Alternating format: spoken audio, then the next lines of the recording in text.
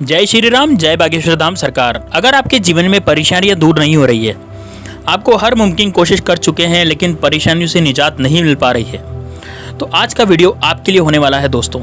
आज बहुत ही खास वीडियो होने जा रहा है दोस्तों। समस्या चाहे कुछ भी हो, निवारण आज हम आपको इस वीडियो में जरूर बता देंगे।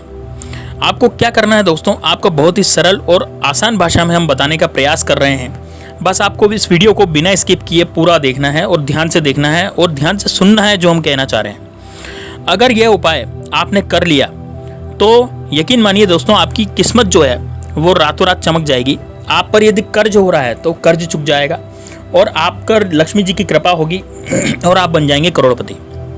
दोस्तों, यह उपाय जो है आप कहीं लिख भी सकते हैं। यदि आप पेन कॉपी लेकर के बैठते हैं तो वीडियो को अंत तक जरूर देखें और वीडियो को बहुत ही ध्यान से देखें और ध्यान से सुनें, क्योंकि कुछ लोग वीडियो को ध्यान से नहीं देखते, फिर बाद में कमेंट करते रहते हैं। दोस्तों, कमेंट में तो आपको भगवान का नाम लेना है, जय माँ लक्ष्मी, जय श्री राम जरूर लिखना है, ताकि आप पर माता लक्ष्मी की कृपा बनी रहे और माता लक्ष्मी आप पर आशीर्वाद बरसाती रहे। यदि माता लक्ष्मी की कृपा होगी तो आप पर स्वतः ही धन आ जाएगा, आप में हमेशा ही धन आ जाएगा। आप पर माता लक्ष्मी की कृपा होने का मतलब है कि आप धन के लिए बहुत ही सजग हो जाएंगे और बहुत सारा धन आपके पास आ जाएगा।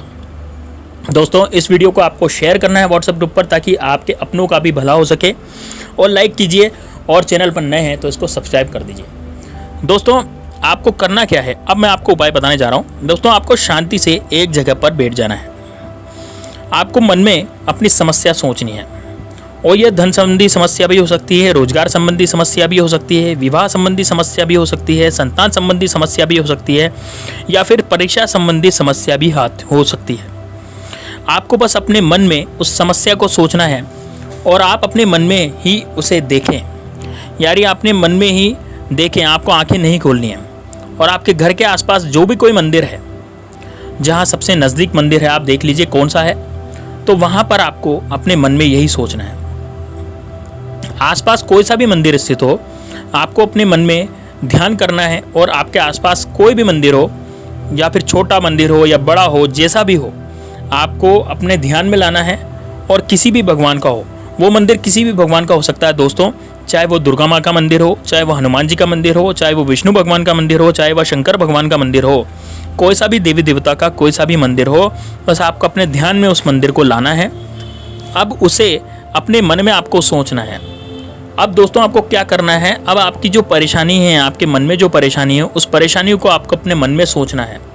अब उस परेशानी को मन में सोचते हुए उस मंदिर में आपको जाना है, और उस मंदिर में आपको परेशानी सोचते हुए ही प्रवेश कर जाना है। उसके साथ आपको क्या करना है दोस्तों, आपको अपने घर से चावल के 2 दाने भी ले लेने हैं।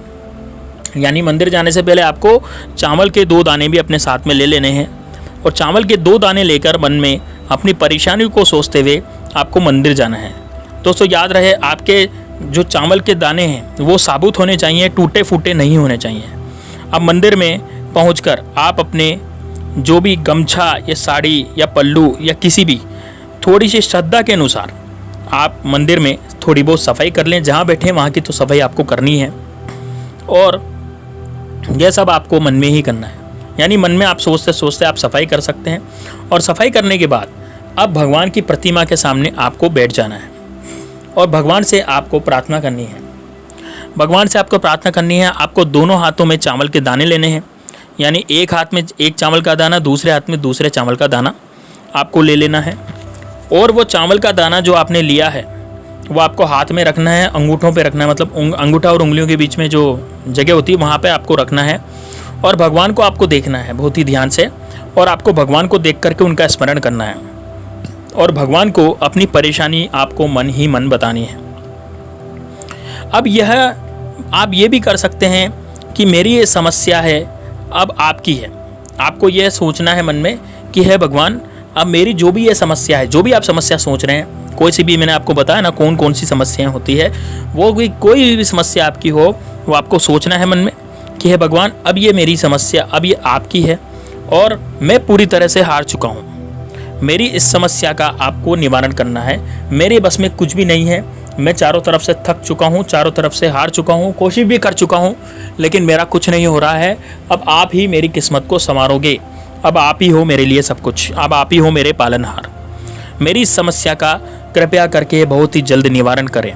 जैसे कि मान लो आप कर्ज में डूब चुके हैं, तो आपको भगवान जी से बोलना है कि हे भगवान, मैं कर्ज में पूरी तरह से डूब चुका हूँ।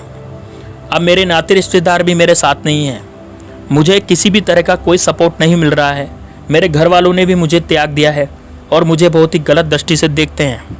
मैं कर्जे में पूरी तरह से डूब गया हूँ और मुझे कोई रास्ता नज़र नहीं आ रहा है।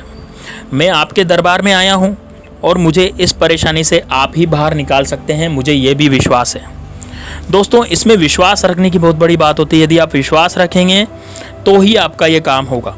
तो दोस्तों, आप बिल्कुल विश्वास के साथ भगवान के मंदिर पे जाइएगा और मुझे इस परेशानी से आप बाहर निकालिए। मैं आपके दरबार में आया हूँ, अब मैं चारों तरफ से थक गया हूँ, अब आपके दरबार को छोड़ करके मैं कहीं पर भी नहीं जा सकता। दोस्तों, ऐसी बात आपको सोचनी है। अब मुझे इस परेशानी से बाहर केवल आप ही निकाल सकते हैं दोस्तों, भगवान। तो आप भगवान पर पूरा विश्वास करें, क्योंकि विश्वास बहुत बड़ी चीज़ होती है दोस्तों। यदि आपने विश्वास नहीं किया, यदि हम किसी पे विश्वास नहीं करते, जैसे आप जो लोग नास्तिक होते हैं वो भगवान पर विश्वास नहीं करते, वो यूँ सोचते हैं कि ये तो पत्थर की मूर्ति है। और लेकिन जो लोग विश्वास करते हैं उनके लिए तो वो भगवान हो जाते हैं, उनके लिए तो वो चमत्कारिक हो जाते हैं, क्योंकि वो उन पर विश्वास करते हैं। तो दोस्तों, आपको भगवान पर तो विश्वास करना ही पड़ेगा और ये भगवान पर विश्वास करते हुए ही आपको ही जाना है। दोस्तों, बहुत ही सरल सा उपाय है, आपको बताने जा रहा हूँ मैं। बहुत ही सरल सा उपाय है, इसको यदि आपने कर लिया तो 100% इससे आपको लाभ होने वाला है, क्योंकि भगवान से बड़ा दरबार कहीं भी नहीं है दोस्तों। जो भी करते हैं भगवान करते हैं, और भगवान के बाएं हाथ का खेल होता है, भगवान की एक चट्टी उंगली का, छोटी सी उंगली का खेल होता है आपकी किस्मत को सुधारना। तो दोस्तों, आप यदि विश्वास रखेंगे तभी ये जो हमारे द्वारा बताए गए उपाय हैं कारगर सिद्ध होंगे।